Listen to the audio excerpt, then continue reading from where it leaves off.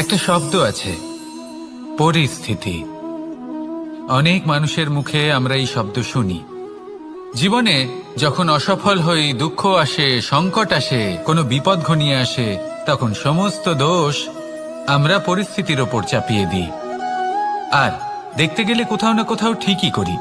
এই পরিস্থিতি প্রত্যেক দিনের মতো পাল্টাতে থাকে, কিন্তু এই দিন, এই রাত, এমন কেউ আছেন যিনি এর ওপরেও নিয়ন্ত্রণ সাধন করেন, আর তিনি হলেন সূর্য। ঠিক সেই রকমই আমাদের জীবনেও সূর্য হলো এই মন। যদি এই মনের ওপর আমরা নিয়ন্ত্রণ করতে পারি, তাহলে আমরা জীবনকেও নিয়ন্ত্রণ করতে পারবো। প্রথমে এই মনের রাজা হয়ে উঠতে হবে।